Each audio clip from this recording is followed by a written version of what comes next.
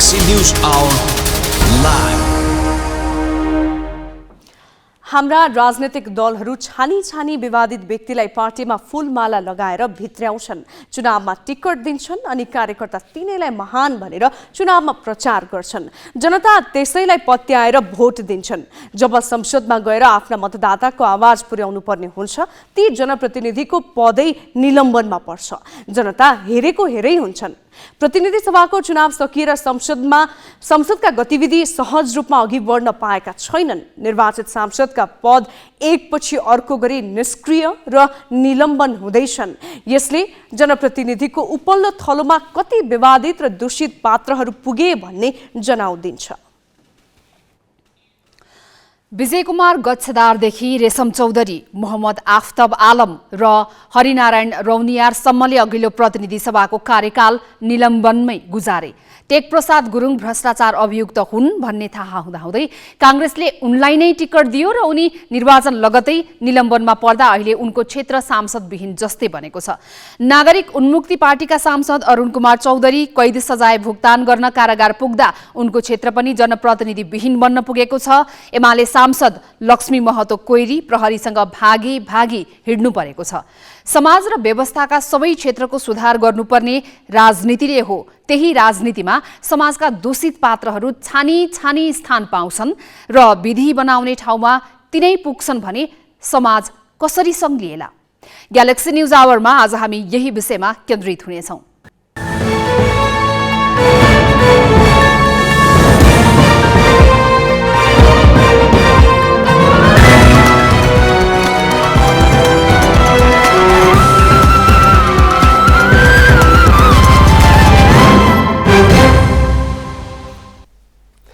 नमस्कार, यो हो ग्यालेक्सी न्यूज आवर। अब हेडलाइन्स।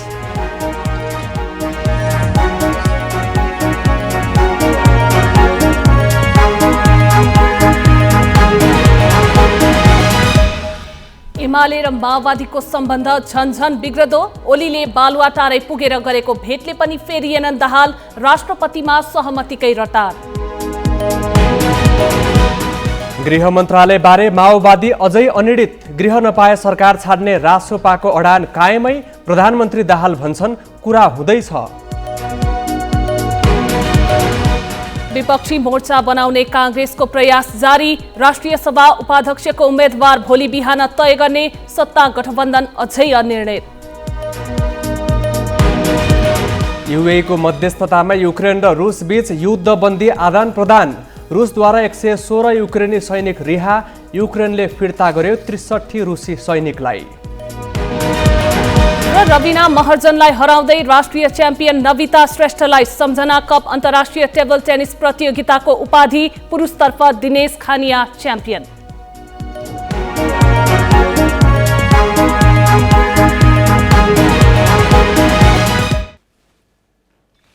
अदालतमा विचाराधीन मुद्दाका अभियुक्त सन्दीप लामिछानेलाई नेपाल क्रिकेट संज्ञानले निलम्बन फुकुवा गरी प्रशिक्षणमा सहभागी गराएको भन्दै कांग्रेस महामन्त्री गगन थापाले विरोध जनाए।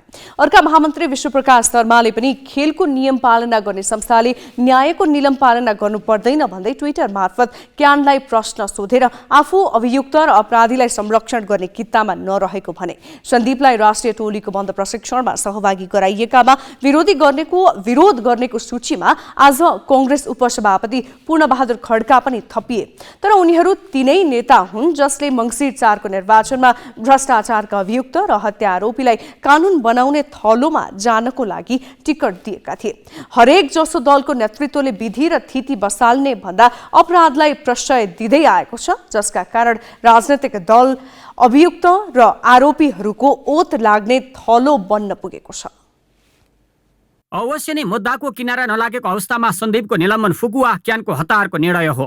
उसले निर्णय लिँदा पीडित पक्षलाई पुरै बेवास्ता गर्यो। तर कांग्रेस उपसभापति खड्का तथा महामन्त्री द्वय थापा र शर्मालाई सामाजिक सञ्जालमा गरेको टिप्पणीकै आधारमा उनीहरू विधिको पक्षमा उभिएको चाहिँ भन्न मिल्दैन। उनीहरूको अहिलेको टिप्पणी सार्वजनिक खपत र लोक रिझ्याइका लागि हो भन्न उनीहरूले विगतमा लिएका निर्णय पर्याप्त छन्। सन्दीपलाई प्रशिक्षणमा फरकाइएकामा विरोध गर्ने यिनै खड्का तथा थापा र शर्माले मङ्सिर 4 को निर्वाचनमा भ्रष्टाचारका अभियुक्त विजय कुमार गच्छदार र टेकबहादुर गुरुङलाई प्रतिनिधि सभा सदस्यको टिकट दिएका हुन्। गच्छदार र गुरुङ विरुद्धको मुद्दा अहिले पनि विशेष अदालतमा विचाराधीन छ। मुद्दा अदालतमा विचाराधीन रहेका नेतालाई कानुन बनाउने थलोमा लाने निर्णय गर्ने नेताले अहिले सन्दीपको विपक्षमा बोल्ने हिम्मत कहाँबाट जुटाए? उनीहरूमाथि प्रश्न उब्जिएको छ। उनीहरूले टिकट दिएका गुरुङ मनाङबाट 2575 मतसहित निर्वाचित भए, तर भ्रष्टाचार मुद्दाका कारण गुरुङ शपथ ग्रहणको भोलिपल्टै निलम्बनमा परे। 2071 श्रम तथा रोजगार राज्यमन्त्री भएका उनी विरुद्ध काठमाडौँ फन पार्कको जग्गा भाडामा लगाउँदा भ्रष्टाचार गरेको अभियोग छ। गच्छदार पनि भ्रष्टाचारका अभियुक्त हुन्। उनी विरुद्ध बालुवाटारको सरकारी जग्गा व्यक्तिका नाममा दर्ता गरेको अभियोगमा विशेष अदालतमा मुद्दा छ। बालुवाटारको जग्गाको नक्कली मोही खडा गर्दै व्यक्तिका नाममा दर्ता गर्ने बेलामा उनी भौतिक पूर्वाधार मन्त्री थिए। मुद्दापछि गच्छदार प्रतिनिधि सभाको अघिल्लो कार्यकालमा निलम्बनमा परेका थिए। धन्न यसपाले गच्छदारले चुनाव जित्न सकेनन्। जितेको भए गुरुङ जस्तै सुरुमै निलम्बनमा पर्थे। त्यति मात्र होइन, काङ्ग्रेसले बाँकेमा नकुन्नी धोबी र निर्मला कुर्मीको हत्याको आरोप लागेका बादशाह कुर्मीलाई प्रदेश सभाको उम्मेदवार बनायो। भ्रष्टाचारदेखि अपराधको आरोप लागेका सम्मले टिकट पाउँदा काङ्ग्रेसभित्र कसैले हुँदैन भनेनन्। अपराधलाई राजनीतिको बर्को भित्र लुकाउन काङ्ग्रेस मात्र होइन, एमाले पनि उत्तिकै माहिर छ। एमालेबाट उम्मेदवार बनेका महोत्तरी 1बाट निर्वाचित लक्ष्मी महतो कोइरी अहिले फरार छन्।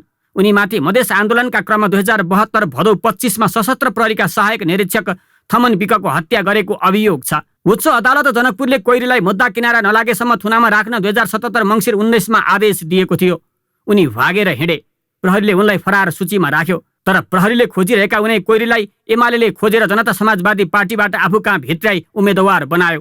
महोत्तरी 1बाट निर्वाचित कोइरीलाई एमालेको संरक्षणका कारण प्रहरीले पक्राउ गर्ने हिम्मत गर्न सकेको छैन। तैपनि एमाले नेताहरूले राजनीतिले अपराधको संरक्षण गर्नु हुँदैन भन्न चाहिँ अप्ठ्यारो मान्ने गरेका छैनन्। पछिल्लो समय राजनीतिप्रति अलिक वितृष्णा बढ्नुमा, जनतामा एउटा असन्तुष्टि बढ्नुमा चाहिँ यी घटनाहरू पनि जिम्मेवार छन् जस्तो मलाई लाग्छ। त्यसो भएर हामीले एउटा सङ्कल्पका साथ नै राजनीति र अपराधको सम्बन्ध विच्छेद गर्ने, कानुनलाई कानुन बमोजिम काम गर्न दिने, यदि कानुनमा डिफेक्टहरू छन् भने कानुनलाई चाहिँ सुधार गर्ने, तर एउटा चाहिँ विधिको शासन स्थापित गर्ने कुरामा र त्यसो गरेर एउटा स्वच्छ निर्वाचन भनेको चुनावमा बाकस साट्ने कुरा, बाकस कब्जा गर्ने कुरा मात्रै होइन, त्यहाँ कस्ता पात्रहरूलाई पठाइन्छ, उनीहरूले कुन प्रक्रियाबाट जित्छन् या हार्छन् जस्ता कुराहरू पनि हुन्छन्। यसमा ध्यान दिनु जरुरी देखिएको छ। मौजुदा निर्वाचन कानुनले फौजदारी कसुरमा सजाय पाएका र भ्रष्टाचारमा मुछिएकालाई उम्मेदवार बन्न रोक्दैन। त्यस्ता व्यक्तिलाई दलहरूले ठाउँ नदिनु पर्ने हो, तर कानुनले नरोक्नेलाई दलहरूले सहुलियतका रूपमा लिई भ्रष्टाचार र फौजदारी अभियोगमा मुद्दा चलिरहेकालाई छहारी दिँदै आएका छन्। फौजदारी कसुर लागेका र भ्रष्टाचारमा जामिएकालाई उम्मेदवार बन्न नरोकेको भनेर आलोचित भएपछि निर्वाचन आयोगले नयाँ कानुनी प्रबन्ध गर्न लागेको छ। उसले उम्मेदवार बन्न प्रहरी रिपोर्ट चाहिने व्यवस्था गर्न लागेको हो। हामीले त यी सबै ठिक हुन्, गलत भयो भने कानुन बमोजिम सहन बुझाउन तयार छौँ भनेर पनि हामी सही गराउँछौँ। अब एकछिन सम्झिनुहोस्, तपाईँको संस्थाले तपाईँलाई जागिर दियो, तपाईँले 1 वर्ष काम गरिसक्नु पर्यो, भयो उजुर पर्यो अथवा 4 महिनापछि उजुर पर्यो, तपाईँको नागरिकता गलत रहेछ, तपाईँको शैक्षिक योग्यताको प्रमाणपत्र गलत रहेछ, तपाईँलाई नियुक्ति दिने संस्था कमजोरी र तपाईँ चाहिँ गतिलो भन्ने व्याख्या होला र भन्छौँ। त्यस्तो व्याख्या गर्ने प्रयत्न गरियो भनेको मात्रै। राजनीति नीतिहरूको पनि नीति हो, देशको नेतृत्व गर्ने राजनीतिक दलले हो, तर देशमा सुशासनको नेतृत्व गर्ने जिम्मेवारीमा रहेकै दलले नीति विपरीत काम गर्दै आएका छन्। अगुवा नै पथ भ्रष्ट भएपछि थितिविधि अलपत्र पर्छ। समाजमा भ्रष्टाचार मात्र होइन, अपराध मौलाउन थाल्छ। राजनीति र अपराधको सीमा मेटिँदा सुशासन कतै नभेटिने अवस्था बनिरहेको छ। क्यामेरामा अनिल ढुङ्गेलका साथमा अक्षर काका, ग्यालेक्सी फोके, काठमाडौँ।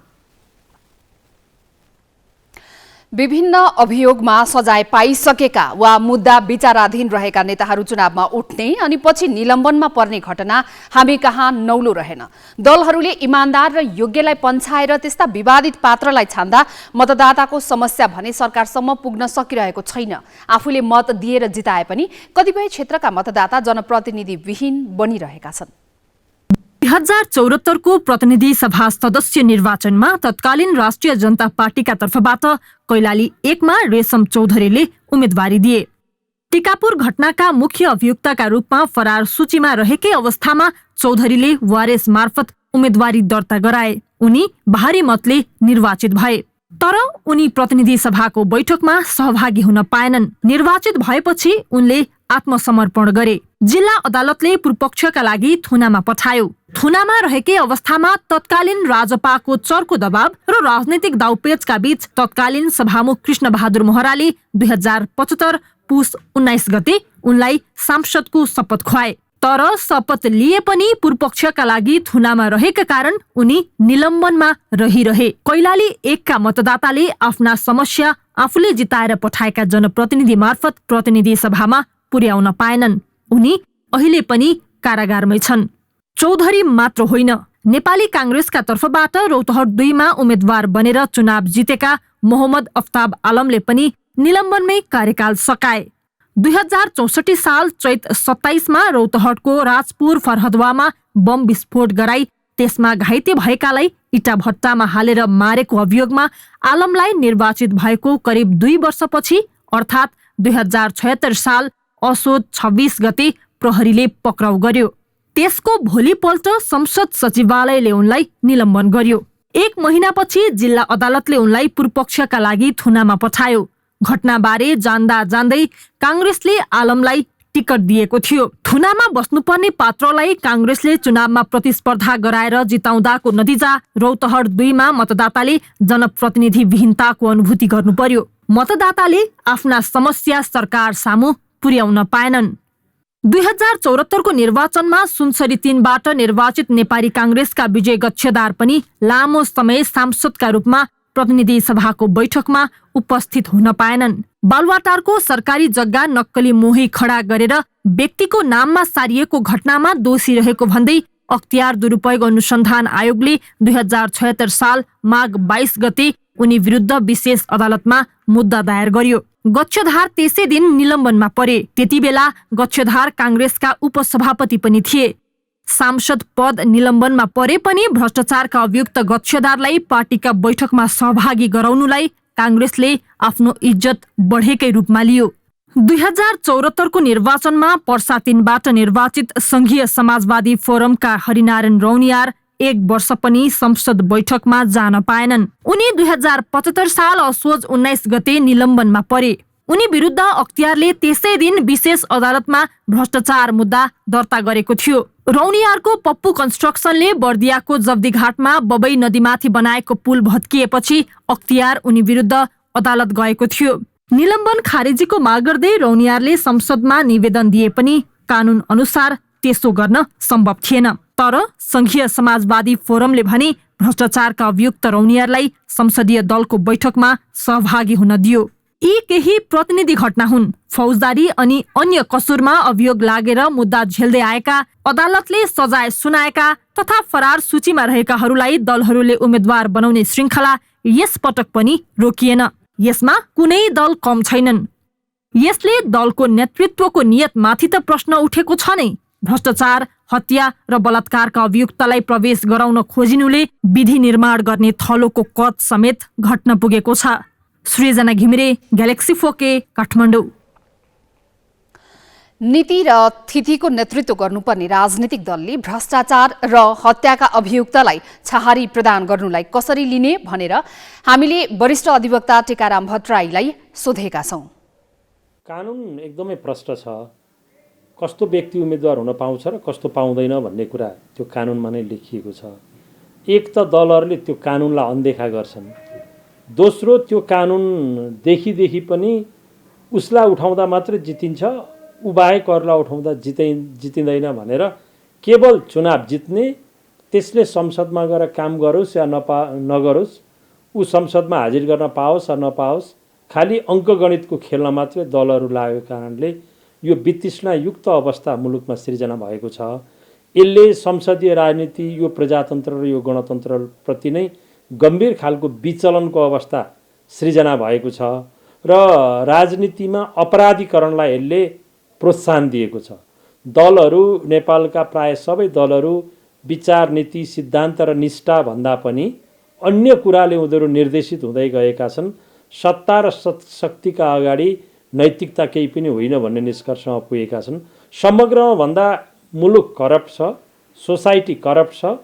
हाम्रा नेता र दलहरू त्यही करप्ट सोसाइटीका उपज हुन्। हामी नागरिकले उनलाई नियन्त्रण गर्न सकेनौँ।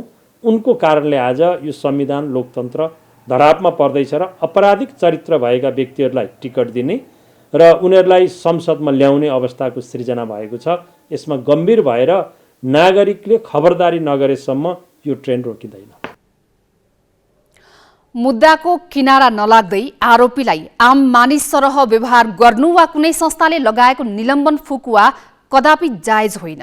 यो कानुनप्रतिको अटेरी नै हो, तर त्योभन्दा गम्भीर विषय कानुन बनाउने थलोमै विभिन्न अभियोग र जघन्य अपराधको आरोप लागेका व्यक्तिलाई पठाउनु हो। उनीहरूलाई उम्मेद्वार बनाउँदा फड्के किनाराको साक्षी बनेका नेताहरूले अहिले सन्दीपको फुकुवामा मात्रै रोइलो गर्नुले यो लोक रिझाइका लागि मात्र हो भन्ने बुझ्न गाह्रो छैन। अब केही न्युज संक्षेपमा। माओवादी केन्द्रले राष्ट्रपतिका लागि सकेसम्म राष्ट्रिय सहमति खोज्ने निर्णय गरेको छ। माओवादी केन्द्रको आज सम्पन्न स्थायी समितिको बैठकले राष्ट्रिय सहमति हुन नसके विचार मिल्ने दलसँग सहकार्य गर्ने निर्णय गरेको हो। राष्ट्रपतिको निर्वाचन फागुन 25 गते गर्ने तालिका छ। 13 गते उम्मेदवारी दर्ताको समय तोकिएको छ। उम्मेदवारी दर्ता अघिसम्म सहमतिको प्रयास गर्ने निर्णय गरेको सचिव देवेन्द्र पौडेलले जानकारी दिए। उनले प्रधानमन्त्री पुष्पकमल दाहाललाई विश्वासको मत दिएका सबै पार्टीसँग राष्ट्रपतिका विषयमा छलफल गर्ने बताए। दाहाल प्रधानमन्त्री नियुक्त हुनु केही बेर अघि माओवादी केन्द्र र एमाले बीच राष्ट्रपति एमाले लिने भद्र सहमति भएको थियो। नेपाली काङ्ग्रेसले समेत विश्वासको मत दिएपछि माओवादी केन्द्रले राष्ट्रपतिका विषयमा कुनै लिखित सहमति नभएकाले राष्ट्रिय सहमतिको प्रयास गर्ने बताउँदै आएको छ। माओवादी केन्द्रले आफ्नो भागमा परेको राष्ट्रिय सभा उपाध्यक्षको उम्मेद्वार भने टुङ्गो लगाएको छैन। सङ्घीय संसदमा प्रतिनिधित्व गर्ने प्रमुख प्रतिपक्षी सहितका दलले राष्ट्रिय सभा उपाध्यक्षको उम्मेदवारी आइतबार बिहानसम्म टुङ्ग्याउने तयारी गरेका छन्। आइतबार बिहान सिंहदरबारमा बसेको नेपाली काङ्ग्रेस, नेकपा एकीकृत समाजवादी र लोकतान्त्रिक समाजवादी पार्टीका शीर्ष नेता सम्मिलित बैठकले उम्मेदवारी आइतबार बिहानसम्म टुङ्गो लगाउने निर्णय गरेको हो। बैठकमा कुन दलबाट उम्मेदवार उठाउने भन्ने टुङ्गो लागेको छैन। बैठकबाट बाहिरिने क्रममा एकीकृत समाजवादीका अध्यक्ष माधव नेपालले उपाध्यक्षमा आफ्नो पार्टीले दाबी नगर्ने बताए। राष्ट्रिय सभा उपाध्यक्षको निर्वाचन माघ 23 मा हुँदैछ। आइतबार उम्मेदवारी दर्ताको तालिका छ। राष्ट्रिय सभा उपाध्यक्षको पद गत फागुन 21 देखि खाली छ। काङ्ग्रेसका मुख्य सचेतक रमेश लेखकले विपक्षी दलका तर्फबाट साझा उम्मेदवार उठाउने बताए। प्रधानमन्त्री पुष्पकमल दाहालले उचित मूल्य नपाएको भन्दै चितवनका किसानले सडकमा तरकारी फालेको प्रति कृषि तथा पशुपक्षी मन्त्रालयको ध्यान आकर्षण गराएका छन्। प्रधानमन्त्री दाहालले किसानले सडकमा तरकारी फालेको विषयमा कृषि तथा पशुपक्षी विकास मन्त्री ज्वाला कुमारी शाहको ध्यान आकर्षण गराएका हुन्। मन्त्री शाह चितवनमै छिन्। प्रधानमन्त्री दाहालले मन्त्री शाहलाई सरोकारवाला किसानसँग छलफल गरी माग सम्बोधनको पहल कदमी लिन निर्देशन दिएको उनको सचिवालयले जनाएको छ। मन्त्री शाहले सरोकारवाला किसानसँग छलफल गरी समस्या समाधानमा आवश्यक पहल लिने र नीतिगत सहयोग आवश्यक परेमा प्रधानमन्त्रीलाई आग्रह गर्ने बताएको पनि सचिवालयले जनाएको छ। चितवनका किसानले तरकारी र अन्य कृषिजन्य उत्पादनको उचित मूल्य नपाएको भन्दै शुक्रबार सडकमा तरकारी फालेका थिए। पर्यटन मन्त्री सुदन किरातीले त्रिभुवन विमानस्थलका बेथिति अन्त्य गर्न आफूले केही दिन अघि दिएको निर्देशन कार्यान्वयन नभएकोमा असन्तुष्टि जनाएका छन्।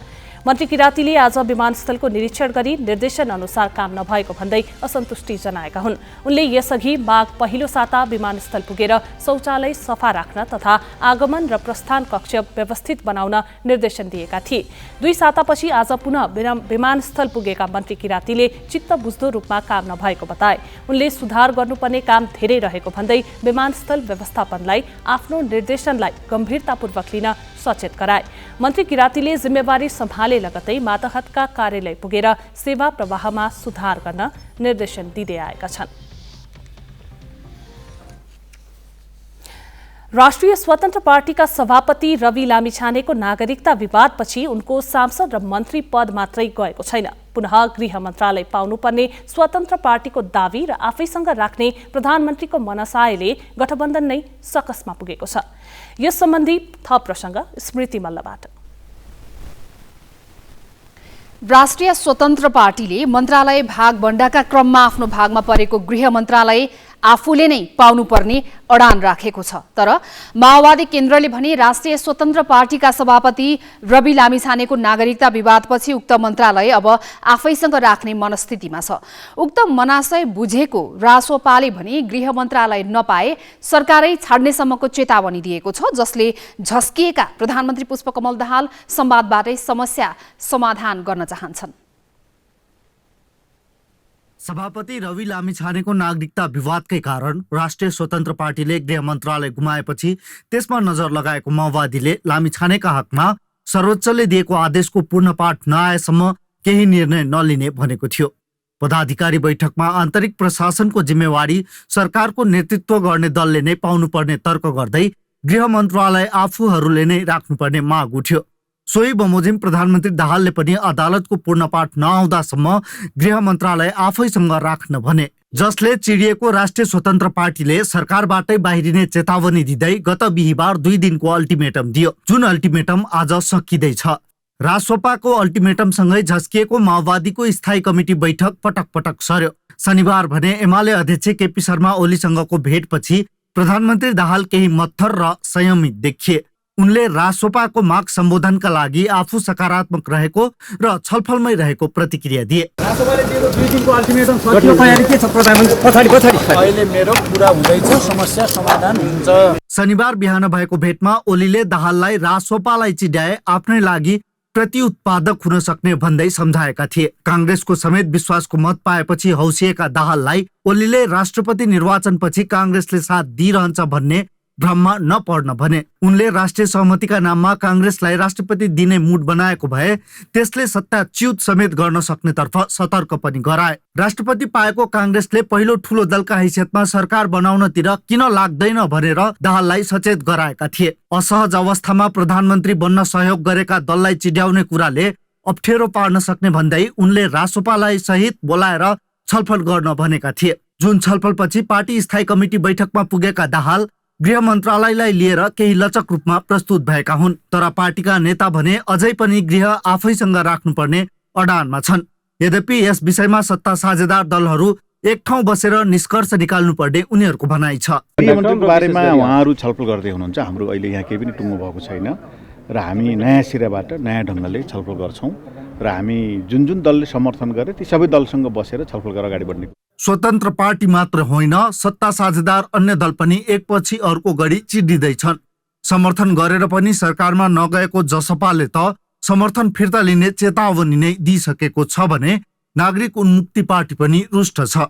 त्यसैले लामिछानेको नागरिकता विवादसँगै आफू अनुकूल निर्णय गर्न उद्धत प्रधानमन्त्री दाहाललाई सकेसम्म साझेदारी गर्न एमालेको दबाव छ। कांग्रेसको समेत विश्वासको मत पाएका उनी भने सभापति शेरबहादुर देउवातिर ढल्किएका छन्। तर कांग्रेसभित्रकै इत्तर खेमालाई लिएर उनी ढुक्क भने हुन सकेका छैनन्। यस्तो अवस्थामा एमालेलाई छोडेर कांग्रेसको साथ खोज्न गएमा भएको पनि गुमाउने भए माओवादीमा पलाएको छ। त्यसैले पनि तत्काल गृह कसैलाई नदिने भनेका प्रधानमन्त्री दाहालले समाधान खोज्ने मनस्थिति बनाएका छन्। तर दाहालले खोजेको सहमति लामिछाने केन्द्रित हुन सक्छ वा सक्दैन त्यो चाहिँ भन्न सकिन्न, किनभने स्वतन्त्र पार्टी भित्रै पनि लामिछानेको राजधानी विवाद कायमै रहेकाले तत्काल त्यो ठाउँमा अरू पठाए राम्रो सन्देश जान्छ भन्ने जमात ठूलो छ। क्यामेरामा जय तामाङको साथमा प्रशान्त ठाकुर र सिर्जना घिम्रे, ग्यालेक्सी फोके, काठमाडौँ। गृह मन्त्रालय नपाए सरकारबाट बाहिरिने चेतावनी दिँदै आएको राष्ट्रिय स्वतन्त्र पार्टीले केन्द्रीय समितिको बैठकबाट 2 दिन पर्खने निर्णय गर्यो। प्रधानमन्त्री पुष्पकमल दाहाल र एमाले अध्यक्ष केपी शर्मा ओलीको आग्रहपछि रासोपाले पर्खने भनेको 2 दिन आज सकिएको छ। यसबीचमा दलसँग भएको छलफल र दाबी गरे जस्तै गृह मन्त्रालय नपाए रासोपाको आगामी कदम के हुन्छ भनेर हामीले महामन्त्री मुकुल ढकाललाई सोधेका छौं। सरकारलाई तपाईहरुले दिनुभएको 2 दिने अल्टिमेटम पनि सकिन आँटिसकेको छ हैन, अबको केही घण्टामा सकिँदैछ। तपाईको छलफल कहाँसम्म पुगेको छ? अहिले पार्टी सभापतिको अन्य दलसँग उहाँको छलफल भइरहेछ। अब यो क्रममा यदि उच्च स्तरीय समितिको जुन हामीले माग गरे बमोजिम बैठक बस्यो भने अहिले बसिसकेको छैन, बस्यो भने त्यसमा हुने छलफलले के निर्णय निकाल्छ त्यो अनुरूप पार्टीको केन्द्रीय समितिको बैठक र संसदीय दलको संयुक्त बैठक हामी भोलि बसेर एउटा उचित निर्णय लिन्छ। गृह चाहिँ राष्ट्रिय स्वतन्त्र पार्टीले पाउनुपर्छ भनिराख्नु भएको छ अहिले यति बेला होइन। त्यो भन्दै गर्दाखेरि यदि पार्टी सभापति जानु भएन भने उहाँको विकल्पमा के सोच्नु भएको छ? अनि अहिले हामीले हाम्रो दाबी जुन छ, हामीले काम गरिरहेको हाम्रो योजना जुन हामीले अगाडि बढाइसकेको योजनालाई हामीले पुरा गर्न पाउनु पर्यो। 30-32 दिनको कामलाई एउटा रद्दीको टोकरीमा डस्टबिनमा फाल्न पाइँदैन भनिरहेको हामीले, र त्यो अवस्थामा प्रधानमन्त्रीले गृहमा नाम पठाऊ भनिसकेपछि को व्यक्ति पठाउने भन्ने कुराहरू हामीले सोच्न बाँकी छ, त्यसमा निर्णय गर्न बाँकी छ। हामी छलफल गरेर निर्णय गर्छौँ। अन्तिममा बताइदिनुहोस् न, जस्तो कि भोलि चाहिँ त गृह तपाईँहरूको भागमा परेन भने तपाईँहरू सरकारबाट बाहिर हुनुहुन्छ? पार्टीभित्र छलफल हुन्छ र साथीहरूको सबैको एउटा अनौपचारिक रूपमा भावना बुझ्दा त्यो सम्भावना अधिक छ। भनेको तपाईँहरू सरकारबाट बाहिर बस्ने सम्भावना अधिक छ? त्यो अवस्थामा यदि सहमति राजनीतिक दलहरूले इमान्दारिता देखाउन सक्नु भएन भने त्यो सम्भावना अधिक छ। नेकपा एकीकृत समाजवादीका अध्यक्ष माधव कुमार नेपालले सत्ता गठबन्धनको भविष्य सङ्कटमा परेको बताएका छन्। एकीकृत समाजवादीका अध्यक्ष नेपालले आज सुरु भएको पार्टीको केन्द्रीय कमिटिको बैठकमा खटपट सुरु भइसकेकाले सत्ता गठबन्धन राष्ट्रपतिको निर्वाचनसम्म पनि पुग्छ कि पुग्दैन टुङ्गो नरहेको बताए। उनले सरकारमा रहेका मन्त्रीहरूबाटै संविधान र व्यवस्थामाथि खतरा रहेको बताए। संसदको रोस्टमबाटै राजतन्त्र र हिन्दू धर्मको वकालत भएकाले सरकार लामो समयसम्म जान नसक्ने उनको भनाइ छ। उनले राष्ट्रिय स्वतन्त्र पार्टीतर्फ लक्षित गर्दै चुनावमा लोकप्रिय मत ल्याएको पार्टीले स्वार्थ जोडिएको मन्त्रालय लिएर शक्तिको दुरुपयोग गरेको आरोप लगाए। कहिलेसम्म प्रचण्डलाई थेग्ने हो थाहा छैन, राष्ट्रपतिको चुनावसम्म थेग्ने स्थिति बन्ला। तर त्योभन्दा पहिले नै हामी देखिरहेका छौँ खटपट सुरु भइसकेका छ। यो तरल राजनीतिक अवस्था कहिलेसम्म कायम रहने हो यसै भन्न सक्ने अवस्था छैन। हाम्रो ध्यान अरू कुरामा होइन, देश सही दिशामा अगाडि बढ्छ कि बढ्दैन भन्ने कुरामा छ। संविधानको पालन हुन्छ कि हुँदैन भन्ने कुरामा छ। संसदको रोस्टरमा उभिएर संविधानको विरोध गरिएको छ, राजतन्त्रको वकालत गरिएको छ, हिन्दू राष्ट्र नेपाललाई हिन्दू राष्ट्रमा परिणत गर्ने कुरा भनिएको छ भने संविधानको उल्लङ्घन गर्ने मान्छेहरू सरकारको जिम्मेवारीमा बसिरहेका छन् भने त्यसले के सन्देश दिन्छ? यसले सङ्कटको सन्देश दिन्छ। राष्ट्रिय स्वतन्त्र पार्टीका सभापति रवि लामिछानेको नागरिकतामाथि अदालतको फैसलापछि उत्पन्न गृह मन्त्रालयको विवाद सत्ता साझेदार जसपाको असन्तुष्टिदेखि टिकापुर घटनामा थुनामा रहेकालाई रिहा गर्नुपर्ने नागरिक उन्मुक्ति पार्टीको माग मात्र होइन, एमाले अध्यक्ष केपी ओलीको दबावमा प्रधानमन्त्री पुष्पकमल दाहाल नराम्ररी रुमल लिएका छन्। यो सबै अवस्थाबाट पार पाउन उनले विश्वासको मत दिएको नेपाली कङ्ग्रेसतिर झिनो आशा देखे पनि संस्थापन इतर समूहको साथ नपाइने हो कि भन्ने अर्को चिन्ता उनलाई छ। अब केही न्युज संक्षेपमा। युक्रेन र रुसले एकअर्का देशका युद्धबन्दी सैनिकलाई रिहा गरेका छन्। रुसी रक्षा मन्त्रालयका अनुसार संयुक्त अरब इमिरेट युएईको मध्यस्थताबाट रुसले 116 युक्रेनी युद्धबन्दी सैनिक र युक्रेनले 63 जना रुसी युद्धबन्दी सैनिकलाई रिहा गरेका हुन्। युक्रेन र रुस दुवैले युद्धबन्दीहरू आदान प्रदान गरेको पुष्टि गरेका छन्।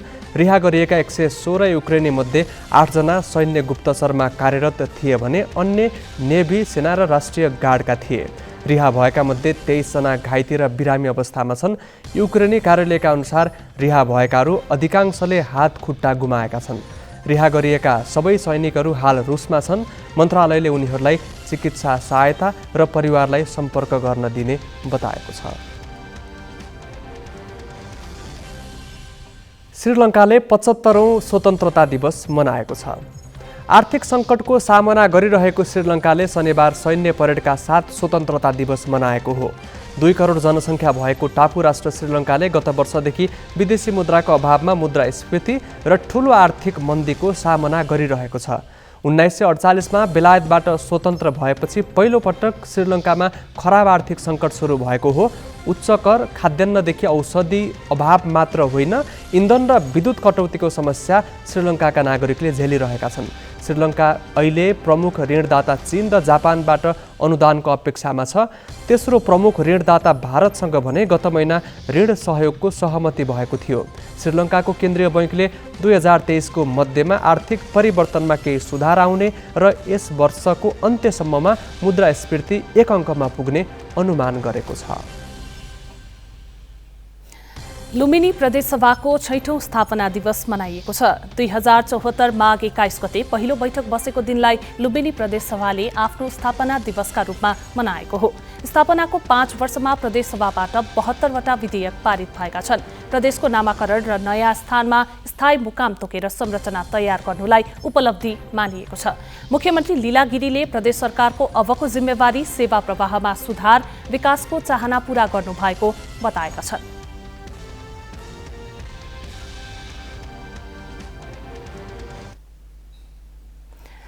गर्भावस्थामा लापरवाहीले गर्भवती आमा मात्र होइन, गर्भमा रहेको शिशुमा पनि असर पर्छ। गर्भावस्थामा हुने रोगको संक्रमण, जथाभावी औषधि सेवन र जीवनशैलीले बालबालिकाको श्रवण शक्तिमै पर्न सक्ने असर र त्यसको जटिलताबारे प्रसङ्ग सोनिका अर्यालबाट। गर्भावस्थामा विभिन्न रोगको संक्रमण, जथाभावी औषधि सेवन लगायतका कारण बालबालिकाको श्रवण शक्ति कम हुन सक्छ। कतिपय समस्या समयमै उपचार नगरे जटिल बन्छ। यस्ता समस्या हुनेको उपचार निकै महँगो हुन्छ। सबै अस्पतालमा उपचार पनि हुँदैन। त्रिवी शिक्षण अस्पतालमा मात्र उपचार हुन्छ। अहिलेसम्म 214 जना कक्लियर इम्प्लान्ट राखेर कान सुन्न सक्ने भएका छन्। तर चिकित्सक 1 जना मात्रै रहेकाले बिरामीले उपचारको लागि महिनौं पर्खनुपर्छ। बर्दियाका योगेश नेपालीले त्रिवी शिक्षण अस्पतालमा छोराको कानको उपचार गराउन 6 महिनादेखि पालो कुरिरहेका छन्। उनका छोरा 1.5 वर्षका भए। छोरा 8 महिनाको हुँदा दुवै कान नसुन्ने समस्या थाहा पाए। उनी उपचारका लागि 1 वर्षदेखि काठमाडौँ धाइरहेका छन्। छोरालाई कान सुन्ने बनाउन कक्लियर इम्प्लान्ट मेसिन राख्नुपर्छ, जसका लागि 12 देखि 15 लाख रुपियाँ खर्च हुन्छ। सरकारले दिने रकमले पुग्दैन। उनले थप रकम जुटाउन सकेका छैनन्। सामान्य परिवारमा हामी हुर्केको मान्छेलाई चाहिँ 20 देखि 25 लाख भनेको एकदमै ठुलो रकम हो सर। यो जो गर्नु नै गाह्रो हुन्छ हैन। त्यो कारणले गर्दाखेरि यो चाहिँ पूर्ण रूपमा सरकारले यो कार्यक्रमहरू नै ल्याएर नयाँ पोलिसीहरू नै बनाएर कक्लियर इम्प्लान्टको चाहिँ पूर्ण रूपमा सरकारले निशुल्क गर्नुपर्छ। योगेशका छोरा जस्तै त्रिवी शिक्षण अस्पतालमा रकम जुटाउन नसकेर कक्लियर इम्प्लान्ट राख्न नपाएका 35 बालबालिका छन्। रकमको जुहो गर्न सक्ने र पालो पाउनेहरूले भने उपचार गराइरहेका छन्। अस्पतालले अहिलेसम्म 214 जनालाई कक्लियर इम्प्लान्ट राखेर कान सुन्न सक्ने बनाइदिएको छ। तिनै मध्येका हुन् 6 वर्षीय सान्विक सिग्देल। नमस्ते, मेरो नाम सात्विक सिग्देल। म कति क्लासमा पढ्छु? पेप 2 मा पढ्छु। उनी 19 महिनाको हुँदा परिवारले दुवै कान नसुन्ने भएको थाहा पाए। उपचारका लागि उनलाई भारतसम्म लगियो। अन्तिममा त्रिवी शिक्षण अस्पतालमा उपचार भयो। दुवै कानमा कक्लियर इम्प्लान्ट राख्दा 30 लाख रुपियाँ खर्च भयो। उपचारपछि सान्विक अरू जस्तै सुन्न सक्ने भएका छन्। पहिला त बोल्थेन नि त, अहिले त बोल्ने गर्ने, आफ्नो कुराहरू एक्सप्रेस गर्ने, गीत गाउने, त्यसपछि गएर हैन स्कुलमा पनि एटेन्टिभ छ हैन। त्यो उसको चाहिँ हामीले अपरेसन गरेको 2076 को वैशाखमा हो। त्यसपछि सुरुका दिनहरू त अलिक कठिनै भयो हैन। दुईटा कक्लियर इम्प्लान्ट 1 सेटिङमा दुईटा एकैचोटि गरेको। त्यो फेरि 15 दिनपछि गर्दाखेरि फेरि त्यही सेम कन्डिसन हुन्छ अनि फेरि त्यही कोर्स अफ एन्टिबायोटिक हुन्छ भनेपछि एकै सेटिङमा सरले चाहिँ धेरै नै गरेर गरिदिनु भएको हो हैन। उसको 5 आवर्स जति नै लाग्यो जस्तो लाग्छ मलाई सर्जरी गर्न हैन। अब 2.5 वर्षको बच्चा हुँदाखेरि उसलाई चाहिँ त्यत्रो लामो सर्जरी हुँदाखेरि त हामीलाई नै अलिकति गाह्रो त भयो होला नि त्यति बेला। तर पनि फर द बेटर रिजल्ट हैन। सरकारले 2074 देखि कक्लियर इम्प्लान्ट राख्न 6,50,000 रुपियाँ सहयोग गर्दै आएको छ। यसका लागि स्वास्थ्य मन्त्रालयले वार्षिक 2 करोड रुपियाँ विनियोजन गर्ने गरेको छ। त्रिवी शिक्षण अस्पतालमा कक्लियर इम्प्लान्ट राख्ने चिकित्सक 1 जना मात्र छन्। वार्षिक 60 बिरामी अस्पताल पुग्ने गरेका छन्। गत वर्ष त्रिवी शिक्षण अस्पतालले 34 बालबालिकामा कक्लियर इम्प्लान्ट राखिदिएको थियो। अन्य अस्पतालमा यो उपचार हुँदैन। मैले अपरेसन गरेँ, यो बच्चा ठिक हुन्छ भने हुँदैन। यदि त्यहाँ म्यापिङ राम्रो भएन भने अपरेसन सबै फेलियर हुन्छ। म्यापिङ पनि ठिक छ, इम्प्लान्ट पनि ठिक छ, तर थेरापी गर्ने मान्छे छैन भने बोल्नै सक्दैन। बच्चा नबोलेपछि त्यसको कुनै महत्त्व हुँदैन। देखि यो तीनटै फिल्ड राम्रोसँग छ भने, तीनटै म्यान पावर राम्रोसँग भयो भने मात्रै कक्लियर इम्प्लान्ट कार्यक्रम सफल हुन्छ। अब यसको लागि चाहिँ हामीले जनशक्ति यही कुरा तिनटै फिल्डमा चाहिँ म्यान पावर डेभलपमेन्टको लागि चाहिँ धेरै प्रयासहरू भइरहेछन् र कुराहरू पनि भइरहेछन्। कतिजना मान्छेहरू ट्रेनिङमा पनि गइरहेछन् र हामी आफैले पनि यो ट्रेनिङ सञ्चालन गरिरहेछौँ। त्यसकारण अब केही वर्षमा यो अलिकति एक्सपान्सन हुन्छ। कक्लियर इम्प्लान्टले कानभित्रको नसालाई सक्रिय बनाई बाहिरको आवाज सुनिने बनाउँछ। चिकित्सकका अनुसार 3 वर्षभित्रका बालबालिकाको उपचार प्रभावकारी हुन्छ। उमेर बढ्दै गएपछि समस्या पनि जटिल बन्छ। नेपालगञ्जबाट क्षेत्रनाथ देवकोटाका साथमा क्यामेरामा विष्णु थापा र प्रज्ञातिमल सिन्हा, ग्यालेक्सी 4K, काठमाडौँ।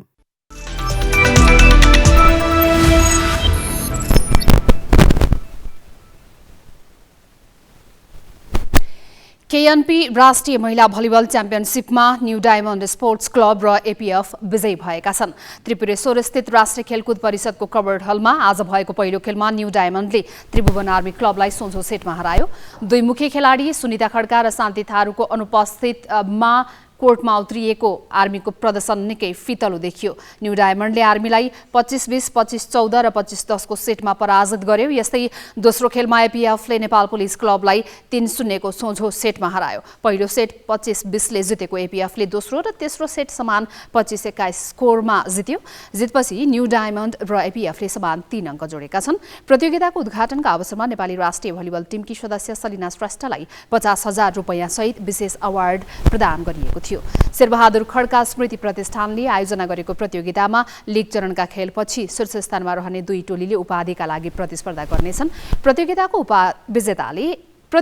विजेताले 3 लाख रुपैयाँ प्राप्त गर्नेछन्। प्रदेश स्तरीय तेस्रो रेजिना कप पुरुष भलिबल प्रतियोगिताको उपाधि ओखलढुङ्गाले जितेको छ। शङ्खुवा सभाको खादबारीमा आज भएको फाइनलमा भोजपुरलाई 3-1 को सेटमा हराउँदै ओखलढुङ्गाले उपाधि चुमेको हो। आज भएको अर्को खेलमा खोटाङलाई सोझो सेटमा हराउँदै झापा तेस्रो भयो। विजेता ओखलढुङ्गाले 1,11,000 रुपैयाँ र 210 तोलाको चाँदीको सिल्ड पायो। माघ 18 गते सुरु भएको प्रतियोगितामा 13 टोलीले प्रतिस्पर्धा गरेका थिए।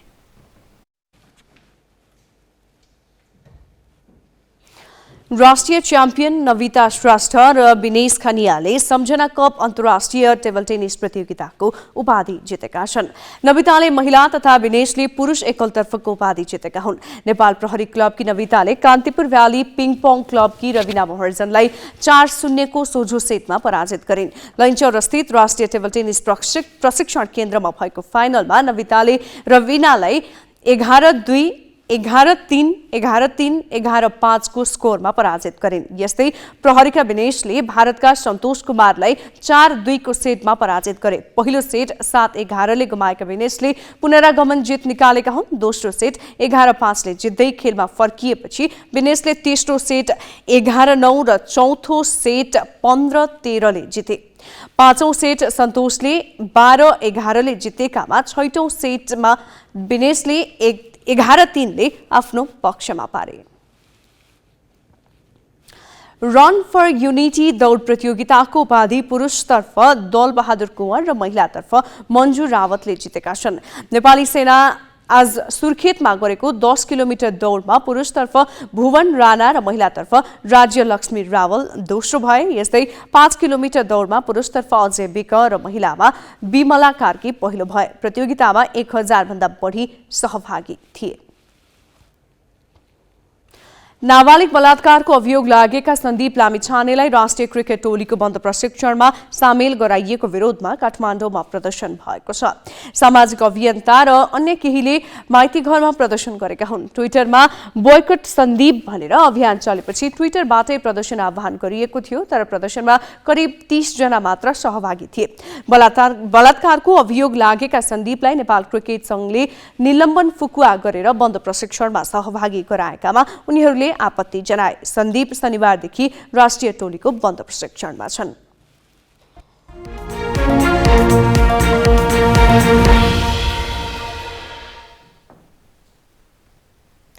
नयाँ सरकार गठनपछि उकालो लागेको शेयर बजार यो साता ओह्रालो लाग्यो। हुन त बजार उकालो लाग्नुपर्ने कारण पनि खासै छैनन्।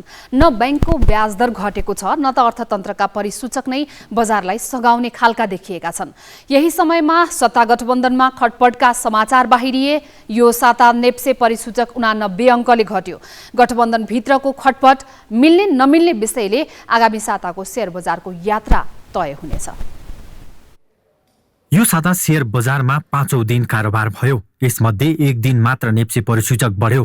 4 दिन बजारले ओह्रालो यात्रा तय गर्यो। अघिल्लो साताको अन्तिम दिन नेप्से 2183 अङ्कमा थियो। यो साता 2094 अङ्कमा ओर्लियो। अर्थात् सातामा नेप्से 89 अङ्कले घट्यो। नेप्से परिसूचक मात्र घटेको होइन, लगानीकर्ता पर्ख र हेरको अवस्था रहँदा कारोबार रकम पनि ओह्रालो लाग्यो। साताभर 13 अर्ब 72 लाख रुपैयाँको शेयर किनबेच भयो। यो रकम गत साताको तुलनामा करिब 19 करोड कम हो। गत साता 4 दिन मात्र बजार खुलेकामा औसतमा एक दिन 3 अर्ब 29 करोड 84 लाख रुपैयाँको शेयर किनबेच भएको थियो। यो साता दैनिक औसत कारोबार 2 अर्ब 60 करोड 14 लाख रुपैयाँमा झर्यो। नयाँ सरकार गठनपछि नेप्सेले उकालो यात्रा तय गर्दा 3 साता अघि दैनिक 7.5 अर्ब रुपैयाँसम्मको शेयर किनबेच भएको थियो। लगानीकर्ताले करिब 1.5 खर्बको सम्पत्ति गुमाए। नयाँ सरकार गठनपछि बढेर 2277 अङ्कसम्म पुगेको नेप्से सत्ता गठबन्धनमा खटपटका समाचार बाहिरिएपछि घट्न थालेको हो। गठबन्धनमा देखिएको खटपटले राजनीतिक अस्थिरता हुने त्रास लगानीकर्तामा छ। लगानीकर्ताले अर्थमन्त्री विष्णु पौडेललाई शेयर बजार मैत्री मान्छन्। यस्तै राष्ट्र ब्याङ्कका गभर्नर महाप्रसाद अधिकारीले पौडेलले भनेको कुरालाई नाइ भन्न सक्दैनन्, किनभने अधिकारी एमाले निकट हुन्। त्यही कारण ब्याङ्कको ब्याज दर नघटे पनि नयाँ सरकार गठनपछि शेयर बजार उकालो लागेको थियो। तर गठबन्धनमा अहिले देखिएको खटपटले पौडेल अर्थ मन्त्रालयबाट बाहिरिन सक्ने भय लगानीकर्तामा छ। त्यस्तै ऋणको ब्याज दर पनि घटेको अवस्था छैन। खटपट चर्किए अर्को साता नेप्से अझै ओह्रालो लाग्न सक्छ। तर गृह मन्त्रालयलाई लिएर उत्पन्न विवाद मिले नेप्से ओह्रालो लाग्नुपर्ने कारण छैन। पौडेल अर्थ मन्त्रालयमा कायमै रहे भने उनले मौद्रिक नीतिको अर्धवार्षिक समीक्षा गभर्नर अधिकारीलाई लचिलो नीति लिन लगाउने र त्यसको सकारात्मक प्रभाव बजारमा पर्ने बुझाइ छ। तर प्राविधिक विश्लेषणले भने नेप्से बढ्ने देखाउँदैन। Business bureau, Galaxy four K, Kathmandu.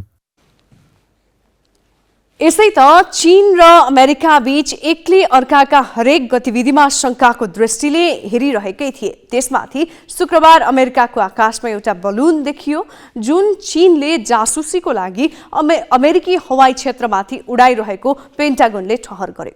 त्यसपछि के चाहियो र? सारा पश्चिमा मिडिया र बुद्धिजीवी चीन विरुद्ध खनिएको छ भने अमेरिकी विदेश मन्त्री एन्टोनी ब्लिङ्कनको बेजिङ भ्रमण अन्तिम समय रद्द भएको छ।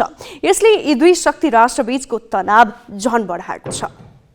हुन त शनिबार ल्याटिन अमेरिकाको आकाशमा यस्तै बेलुन उडेको देखिएको थियो। अमेरिकाको मोन्टानामा देखा परेको एक दिनपछि ल्याटिन अमेरिकाको आकाशमा यस्तै बेलुन देखिएको पेन्टागनले जनाएको छ। उत्तर अमेरिकी एरोस्पेस डिफेन्स कमान्ड नौराडले यसलाई ट्र्याक गरिरहेको छ। ल्याटिन अमेरिकामा देखिएको यो बेलुन अर्को चिनिया निगरानी हुन सक्ने पेन्टागनका प्रवक्ता प्याट राइडरले अनुमान गरेका छन्। अमेरिकाको रक्षा मन्त्रालयले यसरी चिनिया बेलुन उड्नु अमेरिकाको सार्वभौम सत्ता र अन्तर्राष्ट्रिय कानूनको स्पष्ट उल्लङ्घन भएको विज्ञप्ति जारी गरेको छ। चीनको विदेश मन्त्रालयले भने यो जासुसी बेलुन नभई सिभिलियन एयरसिप भएको बताएको छ। अमेरिकी राजनीतिज्ञ र मिडियाले बेजिङलाई बदनाम गर्न खोजेको आरोप पनि उसले लगाएको छ। उक्त एयरसिपलाई मौसम विज्ञान र अन्य वैज्ञानिक अनुसन्धानका लागि प्रयोग गरिने चीनको दाबी छ।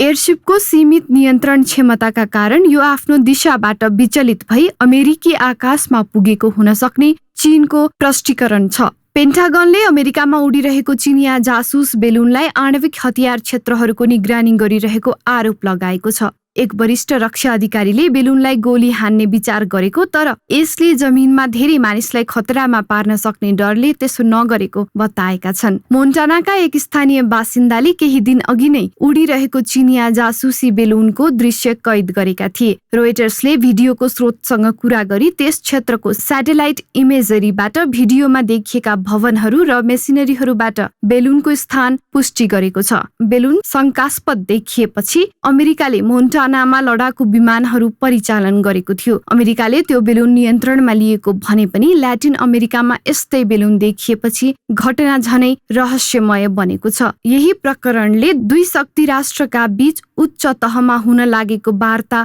भाँडिएको छ। 5 वर्षपछि पहिलो पटक हुन लागेको अमेरिकी विदेश मन्त्रीको बेइजिङ भ्रमण रद्द भएको छ। यसले चीन अमेरिका टकरावमा झन जटिलता थपिएको छ भने यसका बहुआयामिक असर देखिँदै जानेछन्। एजेन्सीहरूको सहयोगमा अन्तर्राष्ट्रिय ब्युरो ग्यालेक्सी 4K काठमाडौँ। आज विश्व क्यान्सर दिवस नेपालमा पनि विभिन्न कार्यक्रम गरी मनाइयो। नेपालमा वार्षिक 30,000 नयाँ क्यान्सर रोगी भेटिने गरेको आकलन गरिएको छ। नेपालमा वंशाणुगत खानपान र जीवनशैलीका कारण क्यान्सर रोग देखिने गरेको चिकित्सकहरू बताउँछन्। नेपालमा सबै खाले क्यान्सर रोगको उपचार सम्भव भइसकेको छ, तर उपचारमा आवश्यक पर्ने रेडियोथेरापी मसिन अझै पनि पर्याप्त नहुँदा भने बिरामीको उपचारका लागि शास्ति भोग्नुपर्ने अवस्था छ। सरकारी र निजी अस्पतालमा गरेर देशभर जम्मा 6वटा मात्रै रेडियोथेरापी मसिन छन्, जसमा बिरामीले पालो पाउनै मुस्किल छ। क्यान्सर किन देखिन्छ, बच्न के गर्न सकिन्छ भनेर हामीले भक्तपुर क्यान्सर अस्पतालका क्यान्सर रोग विशेषज्ञ डाक्टर रोशन प्रजापतिलाई सोधेका छौँ।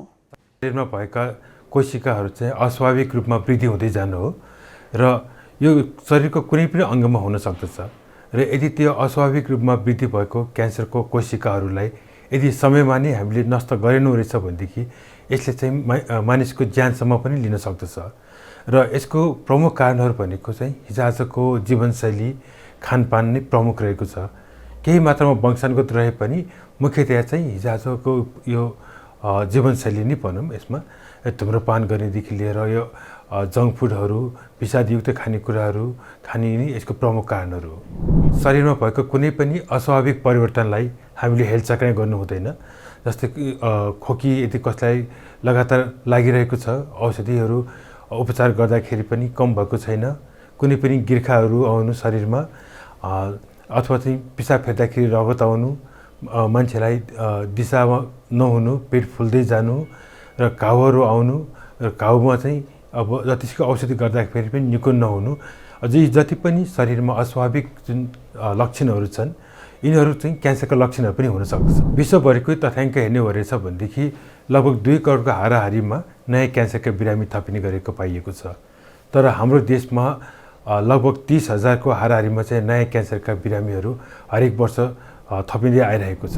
हाम्रो देशमा सबैभन्दा बढी फोक्सोको क्यान्सर नै छ नम्बर 1 मा र त्यसपछि दोस्रोमा पाठेघरको मुखको क्यान्सर, अनि स्तन क्यान्सर र त्यसपछि पेटको क्यान्सर छ। यदि बाहिरको डेटालाई हेर्ने हो रहेछ भनेदेखि चाहिँ अहिले स्तन क्यान्सर नम्बर 1 मा र त्यसपछि फोक्सोको क्यान्सर रहेको छ। यदि सुरुकै अवस्थामा हामीले पत्ता लगाएको रहेछ भनेदेखि क्यान्सर पूर्ण रूपमा निको पनि हुन्छ र यसको सही र पूर्ण रूपमा उपचार पनि हुनुपर्दछ। त्यो भएको हुनाले हामीले सकेसम्म जहिले पनि क्यान्सरका लक्षणहरूलाई कहिले पनि व्यवस्था गर्नु हुँदैन र यसको बारेमा जनचेतना पनि हुनु जरुरी छ। जस्तै पाठेघरको मुखको क्यान्सर हुनबाट बच्नको लागि चाहिँ हामीले नियमित रूपमा प्याप स्मेयरहरू गर्ने र हामीले यौन सम्पर्क गर्नुभन्दा अगाडि नै हामीले यसको विरुद्धमा खोपहरू लगाउन सक्छौँ, किनकि यसको प्रमुख कारण भनेको एउटा HPV भ्याक्सिन रहेको हुनाले यसलाई हामीले रोक्न पनि सक्छौँ। त्यस्तै हाम्रो लिभर क्यान्सरको एगेन्स्टमा पनि हाम्रो खोपहरू आइसकेको छ। बजारमा प्लास्टिक र एल्युमिनियमबाट बनेका भाँडाका कारण परम्परागत रूपमा दूध जमाउन, मोही पार्न प्रयोग हुँदै आएका काठका ठेकी लोप हुँदै गएका छन्। काठको अभाव, श्रम र खर्च बढी लाग्ने भएकाले ठेकीको प्रयोग घटेको हो। प्युठानका केही गाउँमा भने अझै काठका ठेकी र अन्य भाँडाकुँडा बनाउने गरेको पाइन्छ। पालिकाले पनि काठका भाँडा बनाउने पेशालाई प्रोत्साहन गर्दै आएको छ। प्युठान सहकर्मी राजेश जीसीले कैद गरेका काठका ठेकी बनाउँदै गरेका दृश्य।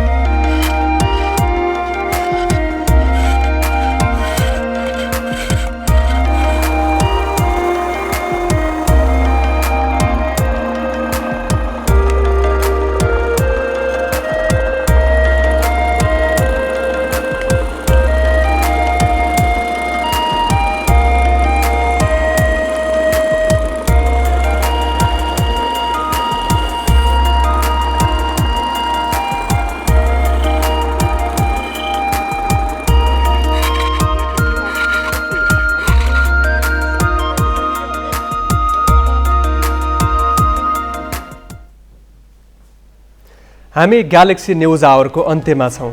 जाँदा जाँदै हेडलाइन्स।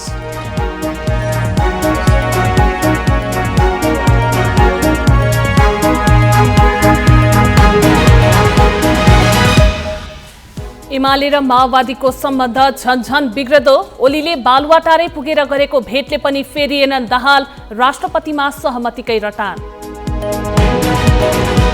गृह मन्त्रालयबारे माओवादी अझै अनिडित। गृह नपाए सरकार छाड्ने रासोपाको अडान कायमै। प्रधानमन्त्री दाहाल भन्छन् कुरा हुँदैछ। विपक्षी मोर्चा बनाउने कांग्रेसको प्रयास जारी। राष्ट्रिय सभा उपाध्यक्षको उम्मेद्वार भोलि बिहान तय गर्ने सत्ता गठबन्धन अझै अनिर्णित। युएईको मध्यस्थतामा युक्रेन र रुस बीच युद्धबन्दी आदान प्रदान। रुसद्वारा 116 युक्रेनी सैनिक रिहा। युक्रेनले फिर्ता गर्यो 63 रुसी सैनिकलाई। र रविना महर्जनलाई हराउँदै राष्ट्रिय च्याम्पियन नविता श्रेष्ठलाई सम्झना कप अन्तर्राष्ट्रिय टेबल टेनिस प्रतियोगिताको उपाधि। पुरुषतर्फ Vinesh खानिया champion.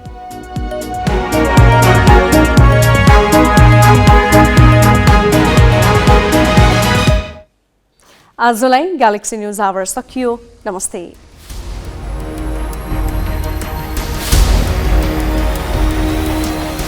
This is Galaxy News Hour Live.